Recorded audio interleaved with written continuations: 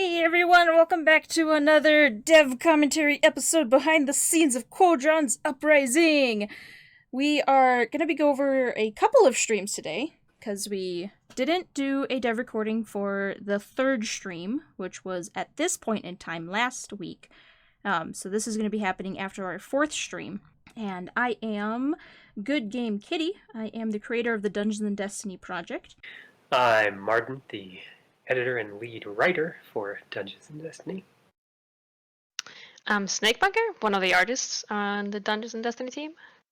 I'm Lore. I am the other artists on the D&DESTINY team. I love how you said that with an S. The other artists. There's multiples. There's multiple artists.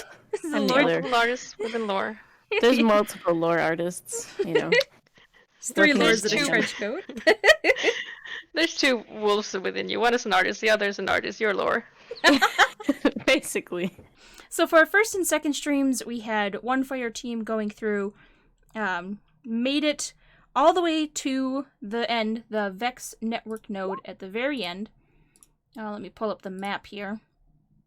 So they had gotten all the way down here to the Vex network node, but they had not completed even a single round of what is required to complete that encounter. And they got booted out and sent back to the junkyard. Our second fire team, so that green path there is what the first fire team took. Our second fire team actually went on a little bit of a different path, because one of the members in the second fire team was on the first fire team. And the network nexus here, when you beat this one, Syntax 5, the servitor, drops a key which can be used to open up the sewers. So our second fire team went into the sewers and they managed to do the sewers encounter. Which was, this one. Which was, it's a pretty basic encounter. I mean, you know, they started out in the junkyard, which is, you know, the junkyard. Our sewers encounter, so this is, oh boy. I'm really sad I missed it. They did something new and I missed it. The sewers was, this one I actually had to have Lore, oh man. I just realized. I was about to say, I actually had to have Lore help me with the art for this one. I don't even have the art on here that the Lore did for it. Oh god, hang on.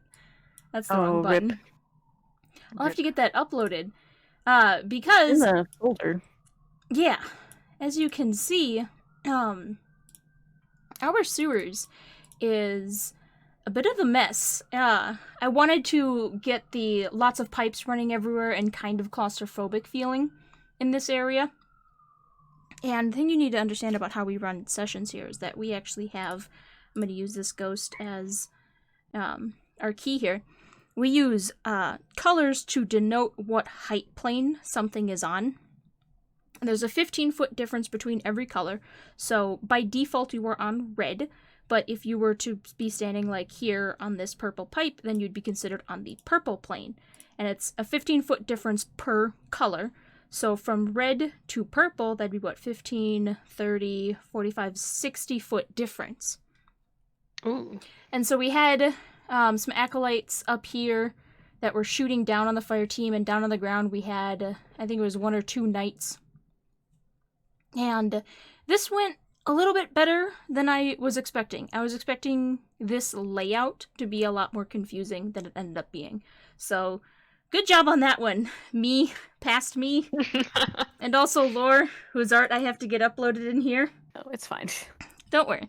Lore's version of this has, like, drop shadows and everything, which really helps figure out the heights a bit better. Oh, yeah, that one. Is that Yeah. the one you used for the stream? Was the one with the drop shadows? No, because I forgot to upload the drop shadows one. Oh, that is most unfortunate.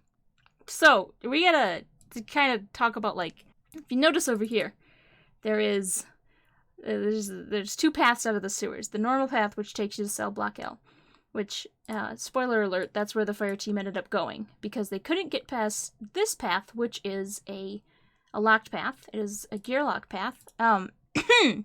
So, funny story about this one. You go down here and you come to the locked door.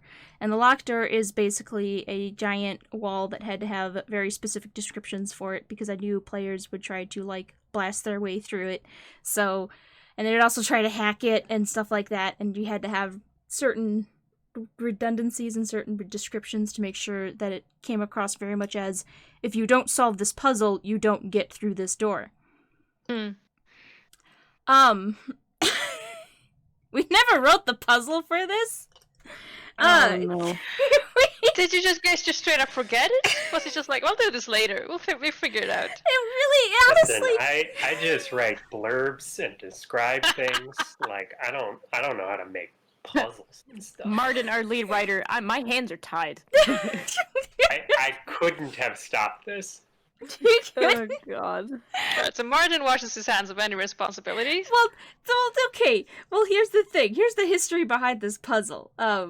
Trying to think about what to do here, and I was trying to think of a puzzle for a TTRPG is actually really hard, and I've got like a whole soapbox thing. I could do an entire hour-long episode on TTRPG puzzles, but the TLDR is that if you want to do like a puzzle, that is going to be challenging the players, not the characters.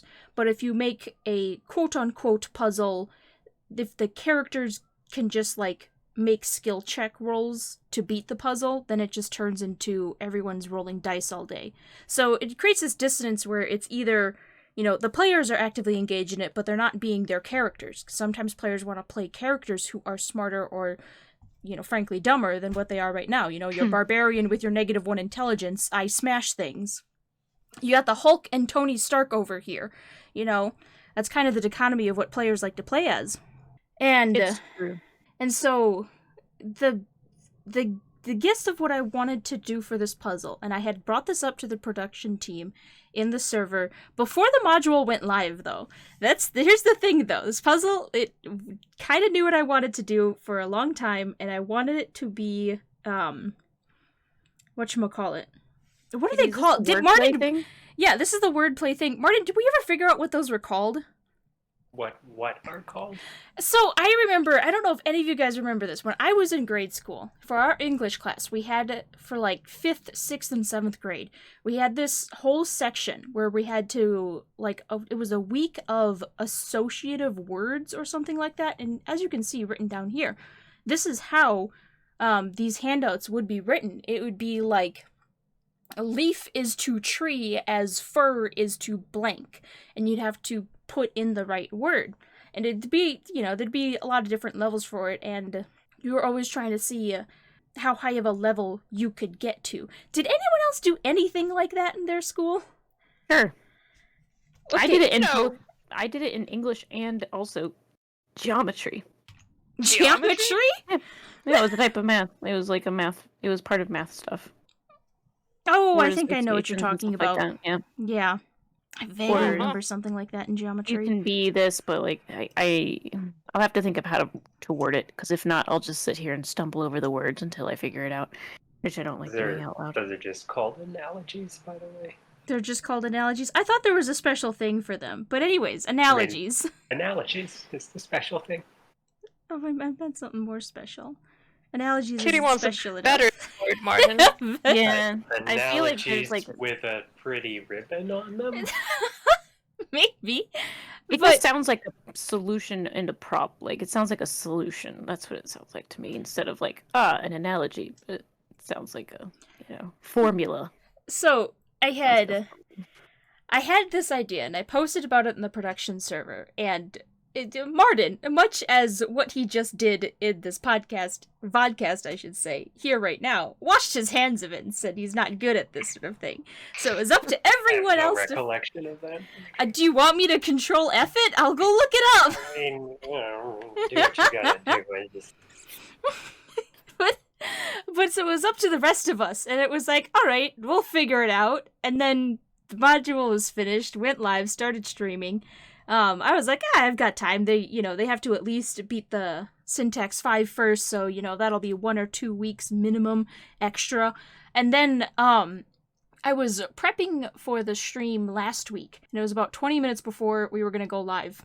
And I got to this part. I scrolled down here to double check the sewers encounter, and this was all blank. This was not filled in. This was completely blank, like that. And I was like, crap. We never actually filled it in. So I had to quick whip something up kind of T-0 minutes. And so what I ended up with here, and y'all don't get to judge me for this, because you had plenty of opportunity to hop in. I sure did, and I had no idea, because every single time I looked at it, my mind went, like, into the AOL dial-up tone. Oh, same! Yeah. I was like, this isn't that hard. I can figure this out. I can give you some examples. And then I had, like, absolutely nothing. Well, it turns out pressure is the best way to get anything done, with me, myself, even. So what ended up happening is that you have these 4 locks, and each lock has a password hint on it. And only one appears at a time. The first one that appears is awoken is to reef, as human is to, and then it's nothing else. That's all that gets sent to the fire team. And the solution is city. And I chose city instead of, like, earth or something like that, because it would be more awoken is to distributary, as human is to earth. I felt like that would be a more appropriate if I wanted to do earth. It's a homeworld, But, so I would say, yeah, maybe. But, and you guys are gonna have to, thank God the players never actually got past the first one. They didn't figure out the solution to the very first line here. Did they figure out, like, the... what do you call it? The pattern at all? Or were they just...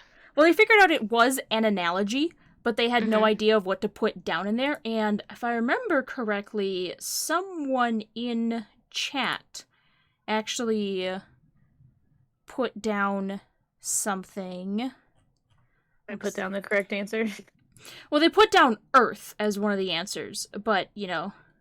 Oh, yeah, the answer should be cake? No, they didn't get it. Cake was not it. And, where are we? Over here now. And so thank God, because now I can actually run this by the team and make sure these analogies make sense.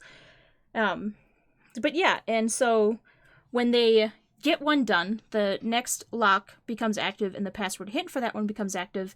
And what you're supposed to do, and this is what I really like about the design of this puzzle, is you're supposed to take the answer from the previous lock starts the password hint for the next one. So it would be city is to traveler as Saturn is to, and the answer would be dreadnought. And the one after that would be dreadnought is to hive as Mercury is to Vex. And possibly instead of Mercury, make like Vault of Glass or something? Is that a good analogy? Like a cool bastion for them? Maybe. I think we're gonna have to go back and rework these. Not because these. Oh, are... Martin! Oh, now washed you wanna... Yeah, now he wants to. Washed his hands of this puzzle, and now... Not because there's anything wrong with these, so much as it doesn't make a lot of sense that these things would be on a complex lock in the Prison of Elders. Listen. Because whatever is on here has to be part of this, awoken, devised, and maintained system. I think we can make it work. I mean, if you want... can. I don't know what kinds of things would make sense as something they would have built into this lot. Exactly! That's the problem we had ever since the beginning! Well, you did a fine job on the fly to fill it in, and just, in the course of polishing the parts of this module, we can yeah. to these To be selections fair. a little bit. To be fair, the Awoken are known for having weirdly complex riddle things to unlock stuff. Cough! Cough, last wish. Cough. Yeah, they have an entire wishing wall to get Just to into talk the to different... Just to open up the door to try and get into the other 5 doors that get you to Riven. And so, they kind of love this sort of shit. My objection isn't with the mechanical premise, it's just with the specific items. Yeah. And Okay. that's something, we can work on that. If you wanted to get it worked on before next stream, you have a week. Less than a week. You have 6 days. But then, That's not ominous. yeah. And then it's Vex is to time as Hive is to darkness. That last one, this came up as T-0 minutes. Y'all don't get to judge me for this. But what I really like about the design of this is that this is meant to hint at how to solve the Vex network node, which we'll talk about a little bit more when we get down to the network node, because the second fire team did make it down to the network node as well. But yeah, a fun fact about game development. You know that Wallace and Gromit gif? Where I think it's Gromit's laying the train tracks as the train is going? Yes. Oh yeah. Yeah, Yes, sometimes yes. that's game development. It's also a game, I think. That's just an aside. There's a game where you literally have to the train is moving and you constantly have to build track to keep it So going. stressful.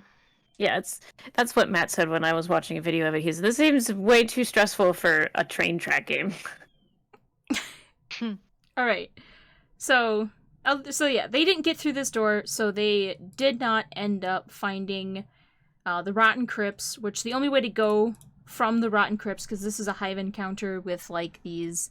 It's an overwhelming amount of hive, and it's in pure darkness, but there are these quote-unquote...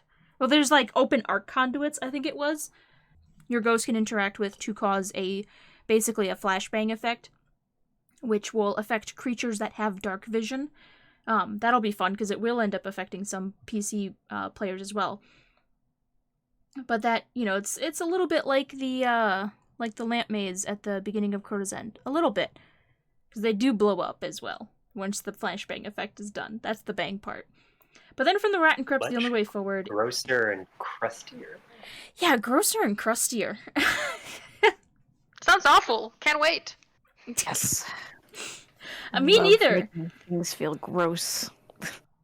Because after that, they're going to go to the Overmind Labyrinth. And right now we do have... we have the first fire team who is trying to find the Overmind Minotaur. And then after yesterday's stream, a second fire team is now trying to find the Overmind Minotaur. Overmind Minotaur. That's a beautiful Varric's voice. We get you up there to do Varric's. My Varric's voice is not that good. Sounds like the Overmind Minotaur, which that's a very small one. Minotaur. I mean, they have the tiny like half Vex the games. size of a goblin. What would you rather fight? One house-sized Minotaur? Damn it. Or 200 teacup Minotaurs. They're just as aggressive as the normal-sized ones. Yeah, they do all have stomp moves as well, which do blast you backwards at the same rate as the big ones, by the way. It's like this sense of calm comes over you as you see 10 teeny tiny Minotaurs, and you go up to them and you're like, oh, they're so cute, and then suddenly all of them do the stomp mechanic at onst, so you're just thrown 10 times into the wall and you just hear all of your bones break, and Guardian down! Oh man. Well, that's a new monster we gotta add to the bestiary now. It sure Oh, is. cripes. Well, at least the art's gonna be easy. Just make it same one, make it small. Yeah, Yep. we'll just shrink Copy it. paste. How long did the fire team spend trying to solve the puzzle? I think they were on it for about 10 to 15 minutes. I wasn't gonna let them spend very long on it, period. Because I didn't that's want this to good. turn into this, like... Because anyone who has ever run a game of any TTRPG ever, you'll put, like, oh, here's a baby puzzle that they'll figure out within 10 minutes. 2 hours later, they're still working on it.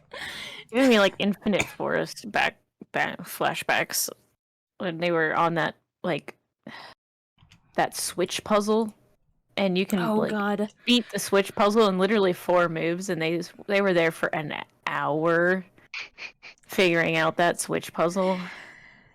It just be like that God. sometimes. Yeah, it really does be like that sometimes. So To be fair, I would have been stuck there for an hour too. To be fair, I'm really bad with those kind of puzzles. God, you should see how long it took me to get through some of the Divinity Original Sin puzzles. Yeah, Snake was there for those. But Yeah.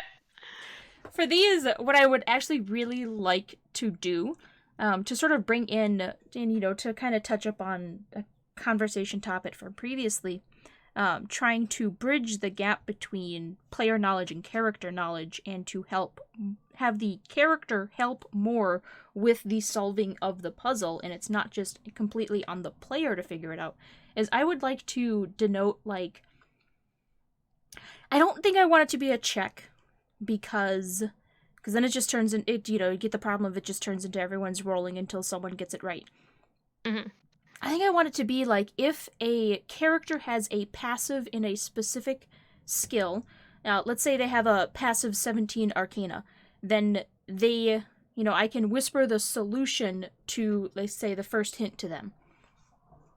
And that would be, hopefully,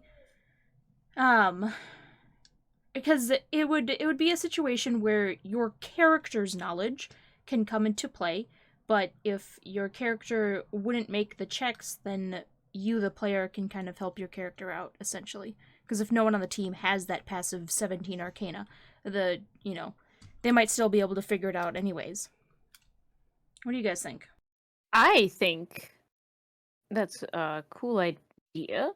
And I definitely see where you're going. Because I've been thinking about this passively on the side, just formulating my thoughts. Because as we both know, Kitty, the original Mass Effect is heavily influenced, much more on tabletop than it is on video game. And I think I'm appreciating the first Mass Effect more because of this, because I've been working in tabletop stuff for 2 years now, and I'm playing Mass Effect, which is deeply involved with that. And, sometimes there was a moment even where I was like, well, crap, I don't have the skill check to get past this point. I don't know how to get past this. I literally just have to go a different route. But the game always gives you another route, which I think is cool. And it always reminds me of stuff like this, where you're sitting here like, if they can't make that passive check, what do we do then? And we always have to make sure that they have like that second out. And I wonder if there is something we could do that doesn't have to like be like, I have to break character now to get through this puzzle, and I have to be the player playing it, not the character playing it. That kind of thing. It was just making me think about that. I can actually probably tell you the exact point when I was thinking about it too, Kitty. And you would know exactly what I'm Is it when you thinking tried of. to hack the door and you didn't have or was it like a box or something? You didn't have the right electronics, and I started telling you just respec Tally because you had Tally on your team. It was close to that. It was because Yeah. I was in the Rachni area, and if you don't want to fight the Rachni, you can, if you have the electronics check, you can just passively kill the Rachni in the tunnel. And if you don't have that passive skill check, you are forced to fight them. And that was where I was thinking about that. Because passively you can just... Some of us have not played Mass Effect yet.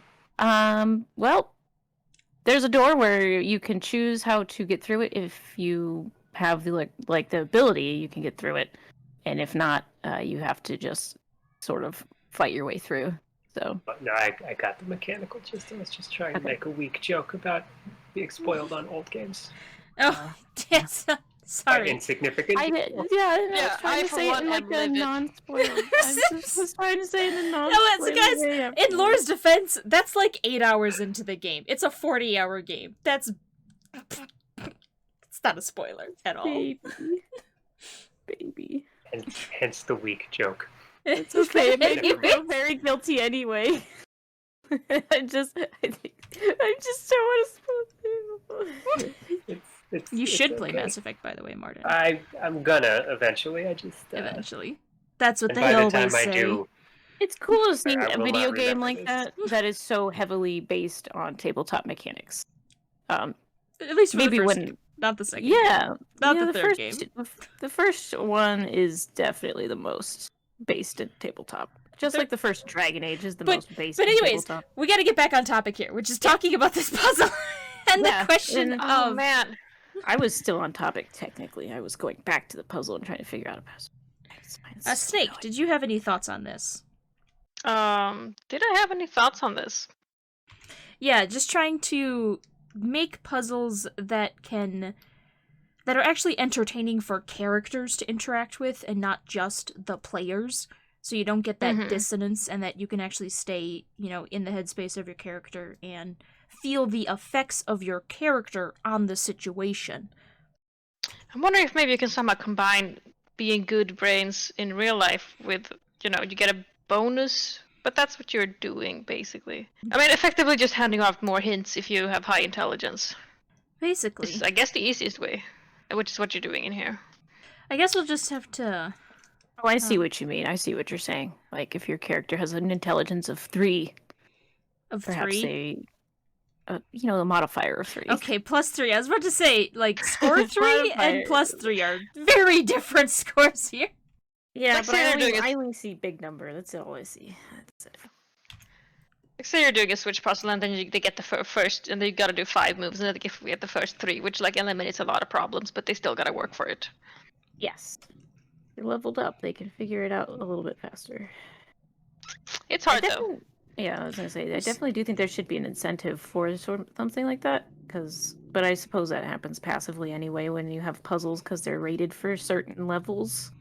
I believe that's how puzzles go too in tabletops. You have like, well, this is like a CR 10 puzzle. Somebody at this level should be able to beat this puzzle, but If by beat you mean have a fair chance of beating the DC. yes, they should be able to solve this puzzle fairly and accurately. Or I'm sure this is a problem we will end up dumping on Martin's lap when he wants to inevitably redo this whole thing. No. That's not how I work. If something's done, we make some adjustments, sure, but redoing stuff? No, we're not going to redo the whole thing. Because again, I do like the setup here because this does help teach you how to beat the Vex network node. And since you do have to come past here to get to the Overmind Minotaur to finish Varrix's side quest, you're basically guaranteed to get this hint for the Vex network node. It's very subtle game design that I am proud of. Just saying. I'm proud of it too, Kitty, for your sake. Thank you. So I want to talk I'm about proud of you. Cell Block L for a little bit, though, because the vast majority of our number 3 stream was actually Cell Block L, and I think it was a whole hour spent on this encounter, which isn't too long in the grand scheme of D&D encounters, but I think it's a little bit too long for what I'd like Qodron's Uprising encounters to be. Because, yeah, after this one, the Network Nexus looks like that one took about an hour as well. I'd like boss fights like Network Nexus. I think I'm fine with those being an hour, but Cell Block L, I think this averaging to be an hour per fight makes it's just really exhausting to go through an hour-long fight and then another hour-long fight. Because the junkyard was like 30 minutes, and then the sewers was another 30 minutes. I would agree. I think the concept of this Cell Block L, this is the one where they go around in a circle, and each door they open, they have new enemies to fight. Yeah, so this one, how this one works is they appear here, and I gotta get these tokens out of here. They appear over here on this platform, and they have to actually make it around in a circle to get into the control room. And inside the control room is where they're going to be able to shut down the cell block, because until they do that, more and more ads are going to spawn in here. And they are going to continuously harass the party until that is shut down. Could they theoretically just have legged it all the way to the thing and smacked it, and then be done? Yes. So there are these doors, which are kind of hard to tell, and I would like to replace these tokens with something a little bit more obvious. But there are these doors. You start here. It is an action to open a door. And there's 1, 2, 3, 4, 5. I think what I'm going to do is I'm actually going to get rid of this middle door here. So that would be... And then, like, if you're spending your time just running and your action on the doors, and I'm wondering if this is an issue of the design of the level or the way players are approaching the level, you know? They realized that they could stop things coming by hitting that thing immediately, or did they know that? I think they've only just figured that out. They did mention it during the fight here, because at this point, Pieman, who had done this before, Eddie, did mention that they need to get around into the control room to shut it down, or there's going to be a bunch of ads. Yeah. But the ideal way to actually go through this is to completely ignore ads, and you have like one person run up here and uses their action. The next person would use their action to dash to get to the next door. And then their next turn, they use their action to open it, and first person can ready an action to move and get to the next door, and so on. And you can basically create this whole relay race to get up to the control room within like 1 or 2 rounds. And if you're a Scion Striker, by the way, you could probably get up there really freaking fast. Because they could do all kinds of fun stuff. But, so, I'm thinking a couple things I want to do, though. Is I do want to get rid of one door. And I kind of want to make it so that it's either an action or a bonus action to open a door. So it is going to cost you something. But it would open up the avenue for more classes and more character builds can actually join in on that relay race. Question. Yes. I find that these kind of encounters where it's like there are enemies blocking your path, but the best thing to do to ignore them is to give you something behind you that is much more pressing than the ads themselves. So, do you want me to put a Scorch Servitor in here chasing them? Something like that. I was going to consider an environmental, like, the floor is lava. It's just like a Mario game where you're like, I need to get out of here because the lava is rising and I need to leave. Classic platforming. But if you wanted to put lasers, yeah, like something that is slowly approaching them from behind that is going to pressurize them to get to the end. That clearly, if they get to the end and they hit that button, the environmental stuff will go away and the ads will stop spawning and they can take care of everything else. But since they don't have the pressure to move forward, they're not moving forward, they're just sitting there killing ads because they don't have the pressure to move forward in their path. Okay. Martin, You can choose what it is.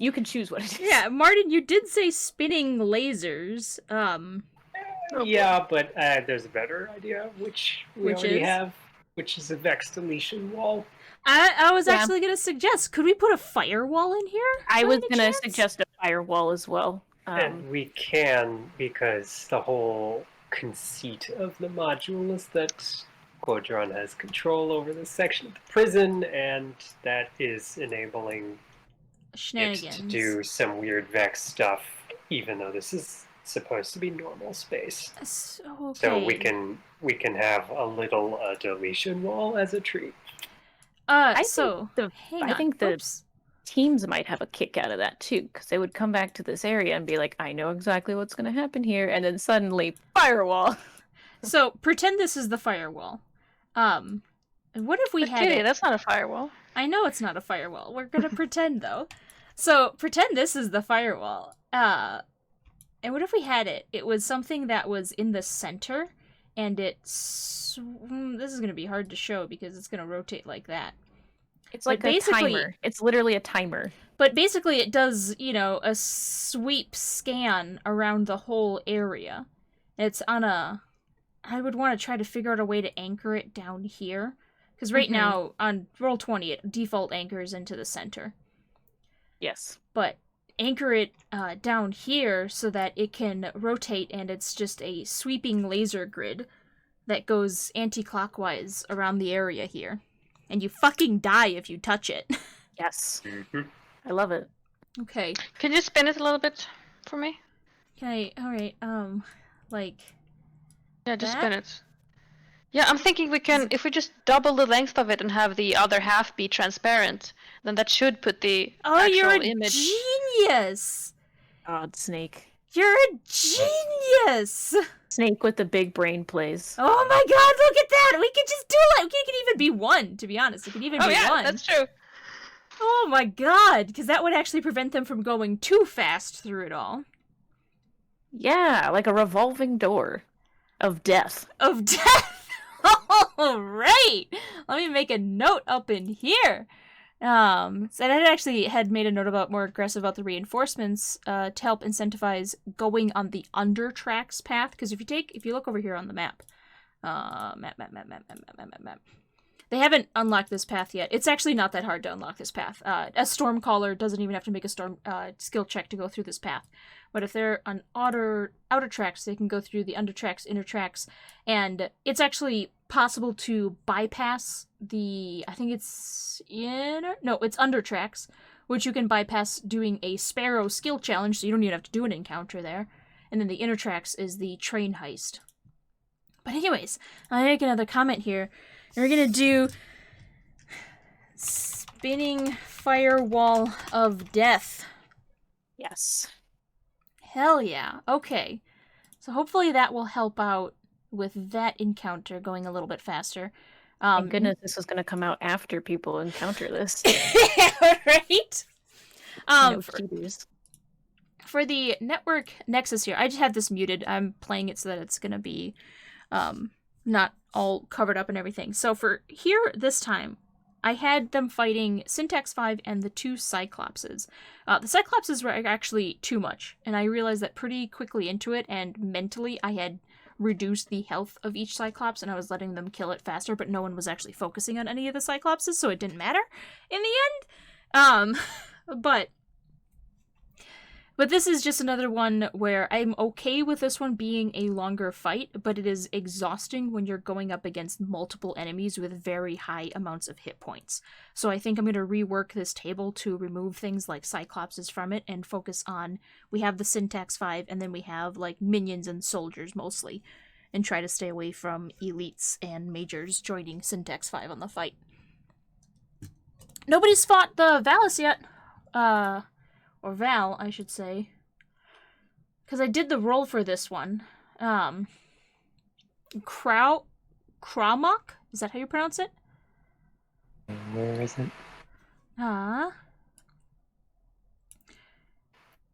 Kramok. Kramok. Okay. Kramok, the simulant Val. Nobody's fought that one yet, which I'm kind of hoping that we get to fight. Next time, honestly, I might not even make this roll. I might just, force them to fight this because I want to show it to them because it's a fun little dude to fight. But that's basically all for there. I mean, Network Nexus went as expected. They fought Syntax 5. They killed it. Oh, yeah, from last time. So last time we did this, I had talked about how I wanted to switch around Syntax 5's stat block a little bit, because originally the detainment feature, or its ability to detain people, was a legendary action, and for this fight I actually moved it to an action, and it was on a recharge roll, and all of its attacks and teleporting and everything like that was legendary actions, and it had one multi-attack action if it couldn't get the recharge for its detainment, and Syntax 5 was way better after that. Just so much easier to handle and work with, and a lot more fun, on my end at least, to play. And I almost killed a Defender Titan. So that's a plus in my book. Defender Titan was also severely underleveled, but whatever. Who's counting? Not me. But we gotta talk about... Underleveled, underfed. Oh, really just in a state. Okay, so... Nope, no worries. My head's... Are we moving into another area? We are. Snake, I actually, if you can, I'd like you just stick around for this little one, because this is the one that, last time we talked about this is Shaft 42. With the whoa. Yeah, with the woo. Okay. Because last time we talked, and Martin, this is an idea to run by you. For Shaft 32, which is currently the only place where it is possible for tAkEn to spawn, and I do like that. I do like that we get this one area for tAkEn, and it's really dark and spooky, but it felt a little lacking in general, so Snake had an idea for how to spruce it up a little bit. Yeah, spooky tAkEn, but gradually for each run, the tAkEn-like presence increases until they're actually fighting them, and not just seeing ghosts and hallucinations and problems. Did that make sense, Kenny? Do you want to explain it more coherently? Yeah, so, I mean, that is basically the gist of it, because the first time I ran this, I was just actually kind of in mood to fuck with them a little bit, and I kind of wanted to make sure we could get to Qodron during that stream, so I didn't want them to actually do a fight. But then the second time we did this, I was kind of going with Snake's idea, where it is just, the first few times I actually passed through Shaft 32, not much happens. It's mostly just people hearing things and thinking each other is talking and stuff like that. And the 4 rolls you saw me do here were wisdom saving throws for all of the characters. And, because I didn't want to give away right away to the players, tip them off that there might be something like a gas leak or whatever happening. Martin, how do you feel about that? Martin? Oh, there you are. Sounds good, I said. Okay, sorry, that didn't come through on my end. I am honestly, actually, you know what? Literally just now I was thinking, what if we did it like it was a literal gas leak, and it's something the ghost could detect, and the ghost can be like, huh, don't light any matches or anything in here, or something like that. Also, if you hear anything, don't worry about it. It's just, you're having a small bit of a hallucination from the gas. Let's just get out of here. And then that can happen maybe once or twice, and then the third time, it's like, oh, I'm hallucinating a bunch of tAkEn. Nope, they're actually shooting you. Nope. I'm gonna go ahead and say that Guardian armor that is yeah, I'd be able to rated for filter the that out, vacuum wouldn't it? of space has to be capable of filtering carbon I'm monoxide having a and hard other time. noxious gases. Yeah. Is there something we could do to get, like, the same kind of effect, narratively? Taken radiation. I don't know. You Spoken put- like this every time? Yes. Yeah, you have to. If you say it that way, then it can work. Alright, let's talk about the Vex Network node. This is the thing that I'm actually most excited about, because Fireteam, they fought Qodron, it was pretty basic, killed the mooks. I almost killed a ghost fighting Qodron. That was really cool. Of course, you almost did. Again? Like, is this? No, like, I got a ghost detained, is the thing. Oh. So I actually gotta go over this, because this is really freaking cool. Okay, Oh my so, God. Here we go. Maurice, who is the Fallen that you see in, like, the bottom middle here, Maurice had gone down to the detainment field, because Maurice is severely underleveled for this, and also is a squishy warlock. Yeah, they're like a void walker, aren't they? Yeah. Maurice. Rolled 2 nat 20s on the RTL saving throws, so didn't have to worry about their light fading away. Their ghost could sit in that pocket backpack and be safe for as long as the ghost wanted to. It did not have any pressure to pop out. Until I hopped up on team chat and was like, hey, Medi, who is playing Maurice, hey, Medi, what can I do to convince you to have your ghost pop out sooner? And I ended up making a deal with Medi. Maurice is going to get a free exquisite exotic item because had to have the ghost pop out, because what I was doing is the entire time I was having Qodron on its turn, it was holding its action to cast the detainment, because Qodron's smart enough to know there's a dead guardian, a ghost is going to appear, and it can see where the dead guardian is, it knows the ghost is going to be around there, it's going to be able to see where the ghost pops out, and it's waiting. And as soon as I convinced Medi to take this deal and have her ghost pop out, had that ghost detained, and the ghost was already on 14 hit points from taking damage previously in this run. God, the detainment field at the start of your turn, it does 8d6 necrotic damage. It's like you would have to get minimum or near minimum roll to actually have that ghost survive that. And it became this really intense moment where the fire team, Ghost was detained, still had to wait because it happened, because, the ghost popped out on Maury's turn, so you still had to, and Qodron did the detainment reaction, held action, which cost the reaction, blah, blah, blah. So they had 1 round to get that ghost out of the detainment field, or it was fucking dead. That ghost was going to be dead. They did manage to get the ghost out, though. They did manage to converge and get the ghost out, and then it was Qodron's turn, and I was like, alright, cool, Aeon Maul, and I shot the ghost with Qodron's Aeon Maul, and I ended up killing the ghost with that!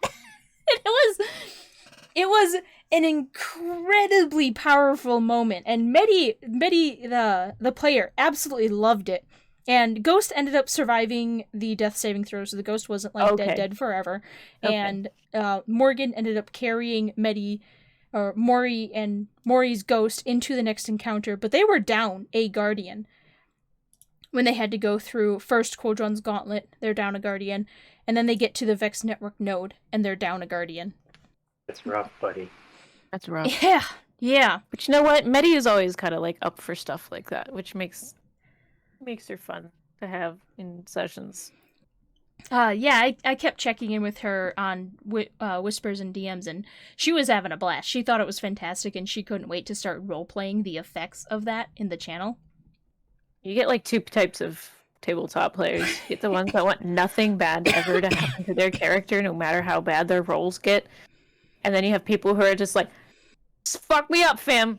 You have people like Hi Junior who message me and says, listen, I've got too many characters. Please kill at least 20% of them. Please, I'm begging you. Yeah, I mean, Please kill the herd. I'm like, I want to kill this character because I want to play a different character, and I only have 3 characters, so I'm putting this one up for sacrifice. It's always fun when I get that too, because then I can do really fun stuff. I can do things. Yeah, you can like take my characters and be like, come on, Kitty, if you want to do something like super story heavy, here's your sacrificial lamb. You can take my character and do it. Not everybody has to be upset about it. But I want to talk a little bit about this encounter and sort of the thought process that was going through the players' heads. So mistake number 1 is they only had one person reading the Vex network node, which, I mean, mistake isn't necessarily the right word for that one. You can get away with one person reading the node and just reading one side at a time. So it was, I think it was Enyo's ghost, or Bassatan's ghost, that read this side here. And then they figured out they needed to do, I think it was CBA, and they were in position, and they managed to do that. They managed to go to the confluxes, they destroyed the confluxes, and that got this fire team farther than the previous fire team got, which is, it got them to the point where the conductors spawn, and then the conductors summon the oracles, and the oracles mark them for negation, and they have to kill the conductors before the conductors have a chance to, pop that mark for negation on them. They didn't get that. Mm-hmm. They didn't do that. They did not get that part. They all ended up dying very quickly. Oops. And they got shunted out of here back to the junkyard. But they did, on their second run, get far enough to spawn the conductors, which I think is progress. And it's going to be really interesting to see, because they're actually really close to figuring out, what the full mechanics of this are. They know, there's 4 symbols. They know that their symbols are related to each conflux, and that it gets randomized each time, and that they have to destroy them in order. And what I'm hoping they'll figure out, the fact of trying to figure out what order you destroy them in, is related to the symbol series. But they're getting there. They're getting there. They managed to get one sequence set done. And it'll be interesting to see, are they gonna be able to do this with or without the transfinite needle? Yeah. Fun having multiple ways to do something. But yeah, and unless you guys have any other comments, I think this is actually going to wrap it up for this dev stream. I've got a list of changes and stuff to make based on what we talked about here, particularly that laser, which is going to be super duper fun on Cell Block L now. I don't always have good ideas, but when I do, they're massive hits. I would say 8 times out of 10 you have good ideas. 1 time out of 10 you'll have an idea that would be a good idea if it wasn't so freaking ridiculous and outside the bounds of what we're able to do. Listen, you shoot for the stars. Sometimes you shoot for the stars. Bless your soul. You also asked that wonderful question of, if you could do something and you don't have any limitations. And I'm like, cool, this is what I would do without any limitations. Let my creativity run wild. I love that so much. It's actually kind of hard to get feedback and ideas from people, and I have to specifically, I phrase it as, if you could do something and pretend it's a perfect world and you snap your fingers and you get what you want. Because otherwise, people are too damn nice. They were like, I guess I'll have, this one little morsel. I'm like, no, I'm asking you if you could have a 7-course meal. What do you want for your courses? Don't sit here and say you'll have 1 lettuce leaf. Come on. 1 lettuce leaf. So I have to phrase the question in a way that's it's a perfect world. Feelings don't exist. You're not going to hurt anyone for it. What do you want? And that's how I get actual answers out of people. Answers I could work with. Hell yeah. Humans are just too damn nice. Whew. Okay. Martin, did you have any closing thoughts or comments you wanted to go over? Nothing in particular. It's, I may have mentioned previously, my own experience with TTRPG play is pretty limited, so like a lot of this is just kind of whoa to me. But having, done part of the writing to build the whole module, it's neat to see that it like works, and that the things that I sort of imagined in terms of, well, this room is sort of like this, and this is how you would move through it, and like those things translate into the gameplay, and the whole thing seems to be working as intended, and I'm glad that you balanced it and designed it in such a way that the parties who've taken cracks at it haven't just like min-maxed and bulldozed through it somehow, and they're having to like find their way into the alternate paths, and they are having to repeat the network node encounter instead of just like insta solving it. It's nice to see it kind of working as intended on the whole. Chad, I think it is anyway. I definitely feel you on the network node one. I was incredibly worried about them solving it right away on the first go. I am still, because you did mention early on in development putting in a failsafe to make sure that's like, Qodron comes back right away or something, so that you always get at least that one reset so that they can start the Varix quest. They're guaranteed to do that minimum. And I am still thinking about actually doing that. Because it's hard. It's, I've got one fire team, 2 fire teams now. It's hard to tell if this is a fluke or a good design, because it's a small sample pool now. I'm really hoping it is good design, like Martin has said, because that would be amazing. And also, Martin, don't sell yourself short either. You're like, I helped write this. It's like, Martin, you wrote like 90% of this. All I did was come over here and slap in the typical 5e tools as they were.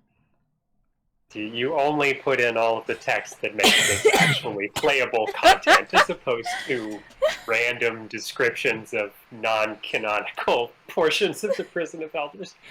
Maybe next time we'll go over one of the early drafts of this, and we'll talk about how we got from like draft A to the final version of an arena. I think that'd be fun. But yeah, this is where we're gonna wrap it up here. We've got, I don't think we have a fire team going in next week. I'll have to double check with the community and see if anyone is gonna try to put something together. Right now, I bet somebody will. Yeah, I really hope they do. Because I'm really hoping we get to the Overmind Minotaurs. They have to kill the Overmind Minotaur with physical damage so that we can start the Thrissix quest. Caged Wolves. I want that one so bad, because there's a few characters on the server that I know are gonna, like, have opinions on that quest, and it's gonna be great. Somebody better get it, man. But yeah, so that'll be it for this time. Thank you, everyone, for joining us for this episode, and look forward to seeing what our next fire team is gonna do. And we'll see how this goes next time on Qodron's Uprising. Do.